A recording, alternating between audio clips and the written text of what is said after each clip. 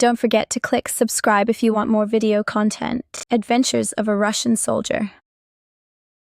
I was inscribed as a sergeant of the Semenovsky Guards at a very early age. I was entrusted to the care of one of my father's serfs, named Savéliitch. He taught me to read and write and was very indignant when he learned that a Frenchman was to be conveyed back to the estate with the annual provision of wine and oil from Moscow. Nobody can say that the child has not been well fed, well combed and well washed, murmured old Savéliitch. Why then spend money on a Frenchman while there are plenty of native servants in the house? Monsieur Beaupré came and engaged himself to teach me French, German, and all the sciences, but he made me teach him my native language and taught me many things that did me little good. He was fond of brandy, and was, as I was told, too ardent an admirer of ladies. I remember only that one day, when my respected tutor was lying upon his bed in a hopeless state of drunkenness, and I was cutting up a map of Moscow for a kite, my father entered the room, boxed my ears, and turned Monsieur out of the house, to the great joy of Savéliitch and to my sorrow. My education being thus brought to a sudden close, I amused myself until I had completed my 16th year in playing at leapfrog and watching my mother make her exquisite preparations of honey, when one day my father said to my mother, "Avdotia Vassilieva, what age is Petrusha?"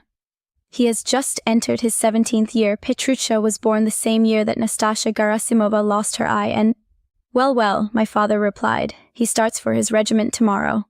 My mother burst into tears, and I jumped for joy. "Don't forget, Andrei Petrovitch," said my mother to my father, who was writing my letter of introduction, "to remember me to Prince B, and to bid him show every kindness to Petrusha." "Petrusha is not going to St. Petersburg," my father replied. I was heartbroken. I had dreamed of nothing but St. Petersburg. When my father had finished the letter, he turned to me and said, "This letter is addressed to Andrei Karlovitch, my old companion in arms. He is at Orenburg. And you will join him there." The kibitka was at the door. The servants had stowed away in it a tea service and pies of different sorts tied up in cloths. My parents gave me their blessing. My father said to me, "Goodbye, Pierre, serve your empress with fidelity. Obey your superiors, don't seek favors from them, and remember the proverb, take care of your coat while it is new, and of your honor while it is white." A hareskin tulip, or cape, was thrown about me, and over it a fox-skin cloak. Thus equipped, I took my seat in the kibitka, and left my parents, accompanied by Savéliitch. We arrived that night at Simbirsk, where I committed my first folly by losing 100 rubles at billiards, while Savéliitch was out, executing some orders from home with which he had been entrusted. I lost this sum to Ivan Lorin, a captain of hussar. On this occasion I also became intoxicated for the first time. Savéliitch hastened my departure the following morning, and reluctantly paid my losses. I promised him that henceforth I would not spend a single kopeck without his consent. We traveled rapidly, and as we approached our destination, the country became a measureless waste covered with snow. Presently, the coachman, taking off his hat, asked me anxiously whether we should not return, and pointing to a white cloud far in the east, said, "That is the Borain." I had heard of the Borain, and I knew that it sometimes buried whole caravans of travelers. I knew it to be a tremendous cloud of snow, out of which few people, once fairly in it, ever made their way, but this one seemed to me to be a long way off, so I told the coachman to drive forward. We went at full gallop. The wind rose rapidly, however. The little white cloud became a huge moving snow mountain. Very fine flakes began to fall about us. Then the wind howled, and in a few minutes we could not see an inch beyond our noses. It was, in truth, the Borain. The horses stopped. The snow began to bury us. Savéliitch began to scold. The coachman played nervously with the horse's harness, and no house could be seen. We had begun to believe we should be soon buried alive when we suddenly perceived a black object near us, which we were afraid was a wolf, but which turned out to be a man. We asked our way. He replied that he knew the country under ordinary circumstances, but could not distinguish anything then. Suddenly he cried, "Turn to the left. There you will find a house. I smell the smoke." The coachman managed to whip the horses into unusual exertion, and we presently reached a hut lighted by a locina, a deal stick which serves for a candle. The ornaments of the little room into which we were ushered were a carbine and a Cossack hat. The Cossack host got us some tea, and then I inquired for a guide. Someone called out from a recess that he was cold, for he had pawned his touloup the day before, for brandy. I offered him a cup of tea, and he advanced to drink it. He was a remarkable fellow in appearance, tall, with very broad shoulders. He wore a black beard and short hair. His eyes were restless and large. The expression of his face was, at times agreeable, at times malicious. He preferred brandy to tea, and having held a mysterious conversation with the host, he retired for the night. I did not like the look of affairs. The hut was in the middle of the steppe, very lonely, and very like the meeting place for thieves. But we were not robbed. And the following morning, as we left to proceed on our journey, I gave my hareskin tulip, much against my servant's wish, to the guide who had led us to the house. The guide was grateful, and promised that if ever he could be of service to me, I should be served. At that time the promise seemed sufficiently ridiculous. We arrived without further adventure at Orenburg, where I presented my letter to the general, who received me kindly, and then sent me to serve under the orders of Captain Marinoff in the fort of Belogorsk. This did not please me. The fort was a wretched little village surrounded by palisades. I stopped before a little wooden house which I was informed was the commandant's. I entered. In the antechamber I found an old man seated upon a table, occupied in sewing a blue patch upon one of the elbows of a green uniform. He beckoned me into the inner chamber. It was a clean little room, with an officer's commission neatly framed hanging against the wall, and rude prints surrounding it. In one corner of the room, an old lady with a handkerchief bound around her head was unwinding some thread from the hands of a little old man with only one eye, who wore an officer's uniform. The old lady, on seeing me, said, "Ivan Koromich is not at home, but I am his wife. Be good enough to love us, and take a seat, my little father."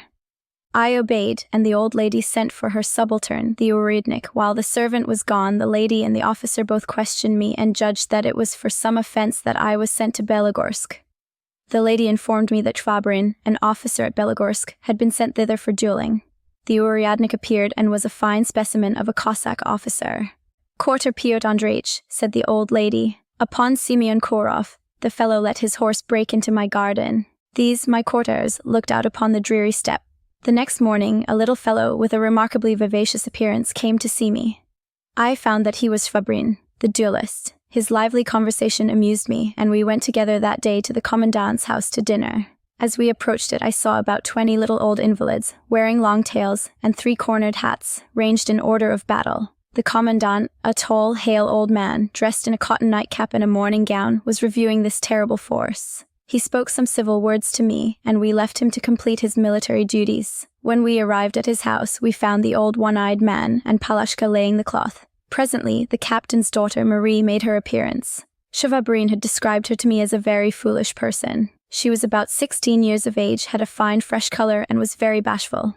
I did not think much of her that day. She blushed terribly when her mother declared that all she could bring her husband in the way of wealth was a comb and a few kopecks. We talked chiefly of the possibility of standing a siege from the Bakirs, and the commandant declared that if such a siege occurred he would teach the enemy a terrible lesson. I thought of the 20 invalids, and did not feel quite so confident on the subject. Ivan Koromich and his wife Vasilisa were very kind to me, and received me as one of the family. I liked the little one-eyed officer. I became more intimate with Marie, Father Garasim and his wife Akolina. I was also glad to meet almost daily at the commandant's house. But I soon disliked Shvabrin. He talked lightly and slightingly of Marie, and even of Vasilisa.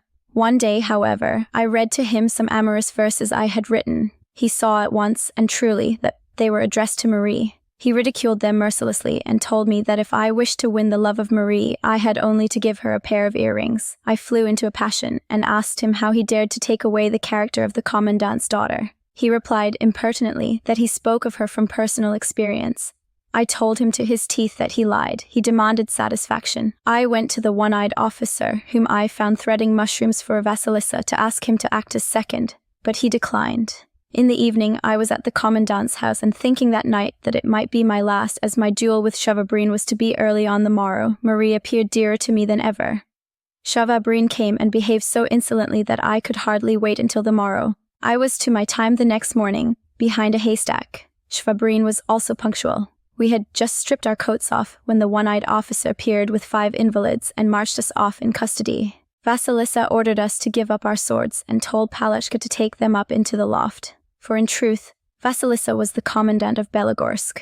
She then ordered Ivan Koromich to put us in opposite corners of the room and to feed us on bread and water until we repented. Marie was very pale. After a stormy discussion, however, our swords were restored to us, and I parted with my adversary, feigning reconcilement but secretly agreeing to meet again when the affair had quite blown over. The next night I had an opportunity of talking alone with Marie Ivanovna, and I learned from her how she blushed as she told me that Shavabrine had proposed marriage to her, but that she had refused him. This information explained to me the fellow's measured scandal. I burned to meet him again. I had not to wait long. The next day, as I was biting my pen, thinking of a rhyme in an elegy I was composing, the very fellow tapped at my window. I understood him, seized my sword, engaged with him, and fell presently, wounded in the shoulder and insensible. When I became once more conscious, I found myself in a strange bed, Savéliitch by my side, and Marie Ivanovna also. She asked me tenderly how I felt. Savéliitch, faithful fellow, cried out, "Thanks to heaven he recovers, after 4 days of it." But Marie interrupted him, and begged him not to disturb me with his loud exclamations. I seized her hand, and she did not withdraw it. Presently I felt her burning lips upon my forehead. I asked her then to become my wife. She begged me to calm myself, if only for her sake, and left me. Although the barber of the regiment was my only medical adviser, I soon recovered. I and Marie were engaged, but she doubted whether my parents would consent. This doubt I could not help sharing, but the letter I wrote to my father on the subject appeared to both of us so tender and convincing that we felt certain of its success, and gave ourselves up to the happy dreams of lovers. I found that Shavabrine was a prisoner in the corn warehouse, and that Vasilisa had his sword under lock and key. I obtained his pardon from the captain, and in my happiness at tracing his wretched calumny to offended pride, forgave him. My father, in answer to my appeal, refused my prayer, and informed me that I should soon be removed from Belogorsk. He also wrote to Savéliitch, and called him an old dog, for not having taken better care of me. I went straight to my mistress. She was bitterly distressed, but adjured me to follow the will of heaven and submit. She would never marry me, she declared, without the benediction of my parents, and from that day she avoided me. This was towards the end of the year 1773. The inhabitants of the vast and fertile province of Orenburg had only lately acknowledged the sovereignty of the Tsar, and were yet discontented and full of revolutionary ideas. Every month some little insurrection bubbled up. To suppress this harassing state of things, the imperial government had erected fortresses in various parts of the province, and quartered therein Cossack soldiers. These Cossacks in their turn became turbulent, and the severe measures adopted by General Traubenberg to reduce the army to obedience ended in his cruel murder, and a rising that cost much blood. By severe imperial punishments this rising had been suppressed, and it was only some time after my arrival at Belogorsk that the authorities perceived how ineffectual their cruel punishments had been. One evening when I was sitting alone in my room, thinking of doleful things, I was sent for by the commandant. I found him in consultation with Shavabrine, Ivan Ignatievich, and the Uryadnik of the Cossacks. Neither Marie nor her mother appeared. The subject of our conference was the rising of the Cossacks under Pugachev and his assumption of the style and title of Peter III. The commandant had received orders to be on his guard and, if possible, to exterminate the enemy. Putting on his spectacles, he began to bustle about and to issue orders to have the cannon cleaned, and to have the Cossacks kept true to the imperial cause. The Uryadnik had already deserted to the rebels' camp.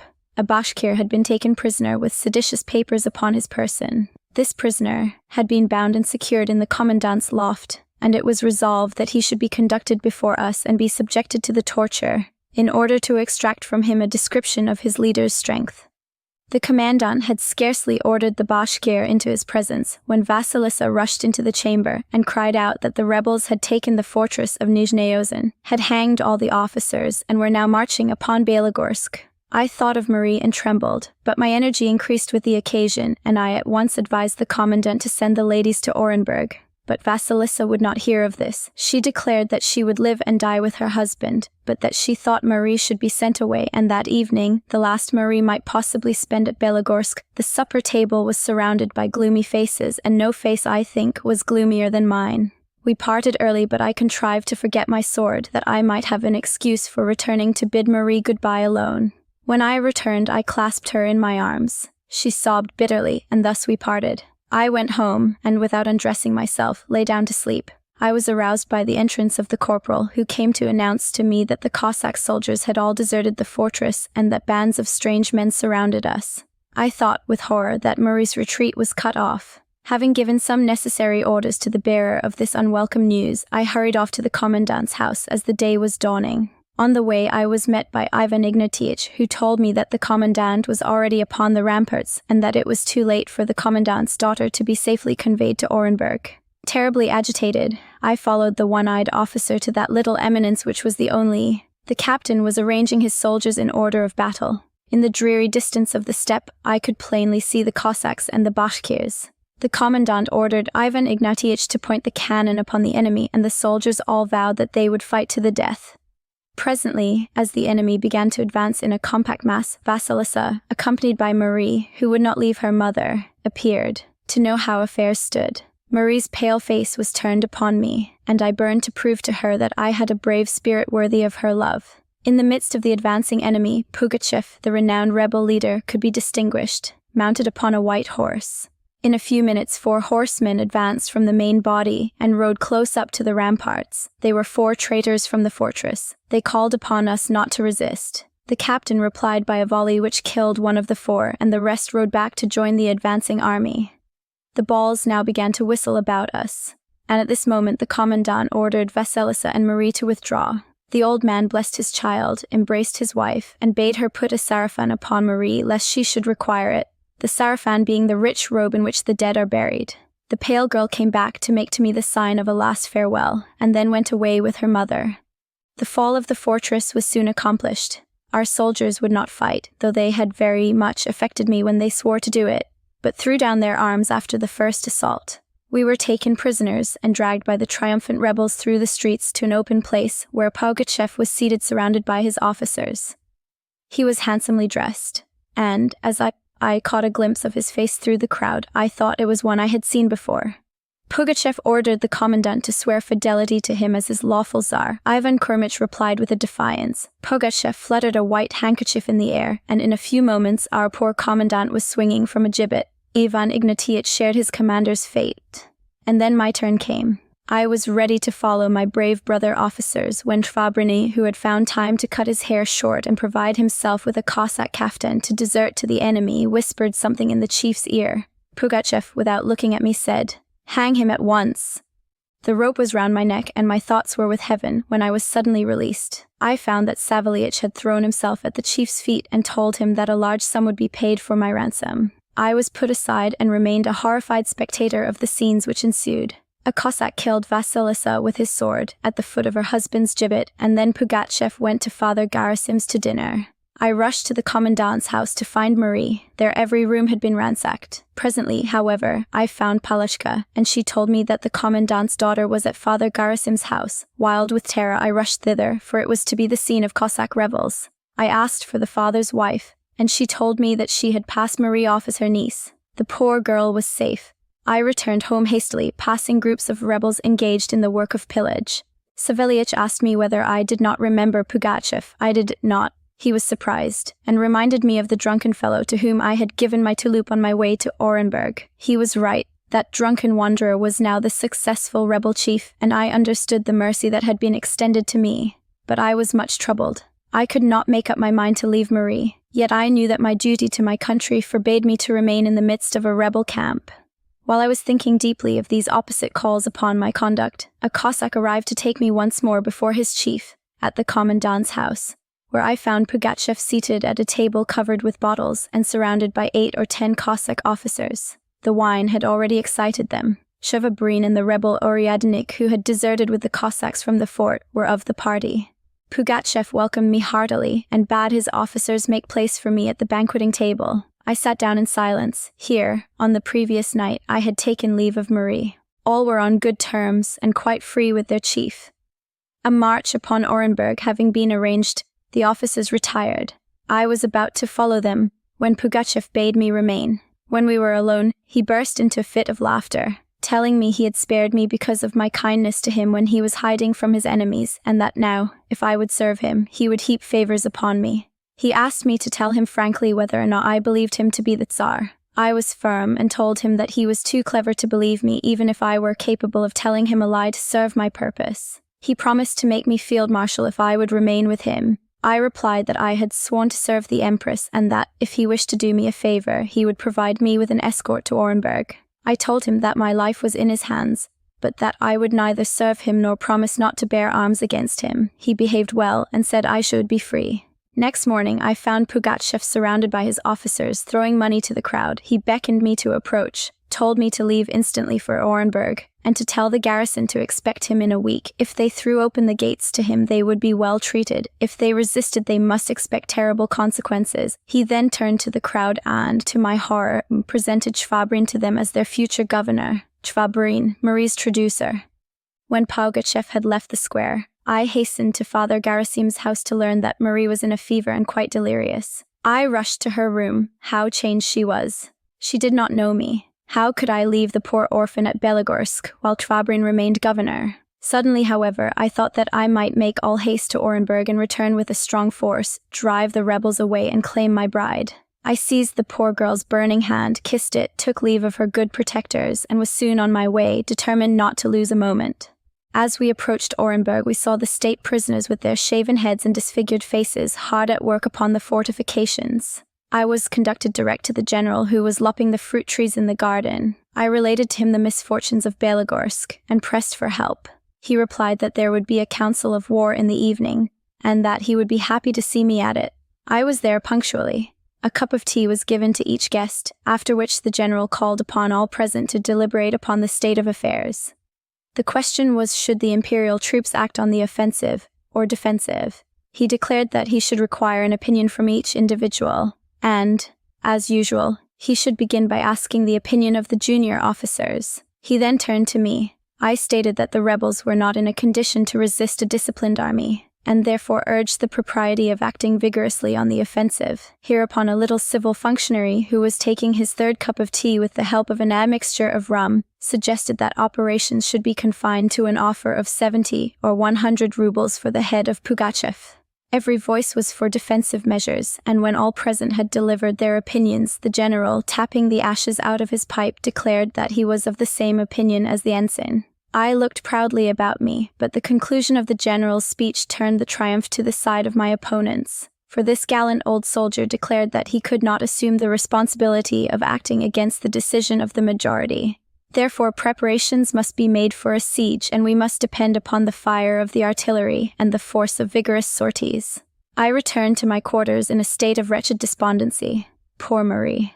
Pugachev was true to his message. He appeared before Orenburg with a considerable force, and the siege lasted long, with various fortune, until the people within the walls were almost starving. One day, when some of our cavalry had dispersed a strong body of Cossacks, I was about to dispatch a loiterer with my Turkish sword, when he raised his hat and saluted me by name. I recognized the Uryadnik of Belogorsk. He had a letter for me. I tore it open. It was from Marie. It informed me that she was the forced occupant of Schwabrin's house, and that within 3 days she would be compelled to marry him or be at his mercy. The girl implored me to fly to her succor. Almost mad, I spurred my horse, rode at full gallop to the general's house, threw myself without ceremony into his room, and asked him to give me a battalion of soldiers and 50 Cossacks to drive the rebels out of Belogorsk. The old soldier began to argue the matter coolly. This exasperated me, and I told him that the daughter of our late valiant commander was in the hands of Schwabrin, and that he was about to force her to marry him. The general thought that she might be very happy with him for a time, and that afterwards, when he had shot him on the ramparts of Orenburg, it would be time enough for me to marry the charming widow. There was no hope of softening the old man. I wandered away in despair. Out of this despair grew a desperate resolution. I resolved to leave Orenburg and go alone to Belogorsk. Savéliitch tried in vain to dissuade me from my purpose, but without effect. I mounted my horse and rode briskly past the sentinels out of Orenburg, followed by my faithful servant, who was mounted upon a lean horse which one of the besieged had given him, having no more food for it. We rode hard, but night had closed in when we approached the great ravine where the main body of the rebels under Pugachev were encamped. Suddenly 4 or 5 lusty fellows surrounded me. I struck at the first with my sword, putting spurs to my horse at the same time, and so escaped. But Savéliitch was overpowered, and returning to help him, I was overpowered too, and through the darkness of that terrible night led before the rebel chief that his guard might know whether they should hang me at once or wait till daylight. I was conducted at once to the Isba, which was called the Tsar's palace. This imperial hut was lighted by 2 tallow candles, and was furnished like any common Isba, except that the walls were finely papered. Pugachev, surrounded by his officers, recognized me at once and bade all his attendants retire except 2, one of whom was a prisoner escaped from Siberia. This man's face was hideously disfigured. His nose had been cut off, and his forehead and cheeks branded with red-hot irons. I told my business frankly, and Pugachev declared that the oppressor of the orphan should be hanged. But his officers dissuaded him, and one of them suggested that he should try the effects of a little torture upon me. Pugachev then questioned me as to the state of Orenburg, and although I knew that the people were dying of hunger, I declared that it was excellently provisioned. This reply suggested to one of the chief's confidential friends the propriety of having me hanged as an impertinent liar. But Pugachev was a generous enemy and made me declare to him that the commandant's daughter was my betrothed, and then he bade his officers prepare a supper for us, saying that I was an old friend of his. I would have willingly avoided the festivity, but it was impossible. And I saw 2 little Cossack girls enter to spread the cloth. Sadly enough, I ate my fish soup almost in silence. The festivity was continued until all present were more or less intoxicated, and until Pugachev had fallen asleep in his seat. I was then conducted to the place in which I was to sleep, and was there locked up for the night. On the following morning, I found a crowd surrounding a kibitka, in which Pugachev was seated. He beckoned me to a seat beside him, and to my astonishment shouted to the stout Tartar driver, "To Bielogorsk." The kibitka slipped quickly over the snow. In a few hours I should see my beloved Marie. We drew up, after a rapid journey, before the old commandant's house. Shvabrin hastened out to meet his sovereign, but was troubled when he saw me. Pugachev entered the house, drank a glass of brandy, then asked about Marie Shvabrin said she was in bed. His chief then ordered the traitor to conduct us to her room. The fellow did so, but hesitated at her door, pretended to have lost the key, then said that the girl was delirious. Pugachev forced the door with his foot, and to my inexpressible horror, I saw my dear betrothed lying upon the floor in coarse peasant clothing, with bread and water before her. She shrieked when she saw me. Pugachev asked her what her husband had been doing to her, but she replied vehemently that she was not his wife, and never would be. Pugachev turned furiously upon Shvabrin, and Shvabrin, to my disgust, fell upon his knees at the rebel chief's feet. Then Pugachev told Marie that she was safe, but she recognized in him the murderer of her father and closed her eyes in horror. However, he made Shvabrin write a safe conduct for Marie and me through all the provinces under the control of his followers, and then he went out to inspect the fortifications. I was left alone, and presently Marie came to me, with a smile upon her pale face, dressed in her own becoming clothes. We enjoyed the tenderness of our meeting for a time in silence, but presently I told her my plan, how that it was impossible for her to accompany me to Orenburg, where starvation was playing terrible ravages, how I had arranged that Savaliet should conduct her to my father's house. Remembering my father's letter, she hesitated, but at length my arguments prevailed. In an hour my safe conduct arrived. We followed in a few hours, traveling in an old carriage that had belonged to Marie's father, Palashka being in attendance upon Marie. A little after nightfall we arrived at a small town which we believed to be in the possession of the rebels, but, on giving Pugachev's password to the sentinels, we were instantly surrounded by Russian soldiers, and I was hurried off to prison. I demanded an interview with the commanding officer, but this was refused, and I was told the major had ordered Marie to be taken to him. Blind with fury, I rushed past the sentinels direct into the major's room, where I found him gambling with his officers. In a moment I recognized him as the commander, Lorine, who had lightened my purse at Simbirsk. He received me with a hearty greeting and began to rally me about my traveling companion, but my explanations quieted his raillery, and he went to make his excuses to Marie for his rude message, and to provide her with the best lodging the town afforded. I supped with Lorine that night and agreed to do my duty by joining his troop at once and sending my betrothed on to Simbirsk under the care of Savaliet. Savaliet had many objections, but I overpowered them, and Marie shed many tears, but I kissed them away before we parted. The vigorous operations of the following spring brought many reverses to Pugachev. At last he was taken. I jumped for joy. I should clasp my beloved Marie once more in my arms. Lorine laughed at my extravagant delight. I was about to depart for my father's house when Lorine entered my room and showed me an order for my arrest and safe conveyance to Kazan to give evidence against Pugachev. This drove me nearly mad with disappointment. There was no evasion to be thought of, and I was escorted on my way to Kazan between 2 hussars with drawn swords. I found this place almost in ashes. Here I was at once placed in irons and locked up in a wretched cell, but my conscience was tranquil, for I had resolved to tell the simple truth about my transactions with Pugachev. On the day after my arrival, I appeared before the council. In reply to the questions of my judges, who were evidently prejudiced against me, I told every fact as it had occurred until I came to Marie, when I suddenly thought that to name her would be to ruin her. I hesitated and was silent. I was then confronted with another prisoner, Chvabrine. He lied my life away, swore that I had been a spy in the service of Pugachev, and we were both conducted back to prison. Meantime, my father had received Marie kindly, and both my parents soon loved her. She explained to them the innocence of my connection with the rebel chief, and they laughed at my adventures. Until one day they received a letter from their relation, Prince Banijik, telling them that I had been convicted, but that through his interference my punishment was commuted to perpetual exile in Siberia. My parents were stricken with grief, and Marie, with the soul of a heroine, started with Palashka and the faithful Savelich for St. Petersburg. She heard that the court was at the summer palace of Tsarskoye Selo, and with the assistance of the wife of a tradesman who served the empress, gained access to the palace gardens. Here she met a very agreeable lady, to whom she told her story, mentioning how I suffered because I would not even divulge her own name to exculpate myself. This lady listened attentively and then promised to take care that the petition on my behalf should be presented to the empress. A few hours afterwards, Marie was summoned before the empress herself, in whom she recognized the lady she had met in the garden, and I received my pardon, the empress being convinced that I was innocent. Shortly afterwards, we were married. This story forms the substance of the most popular prose fiction of the Russian poet Pushkin, who died in 1839. He was historiographer to the Emperor Nicholas. Don't forget to click subscribe if you want more video content.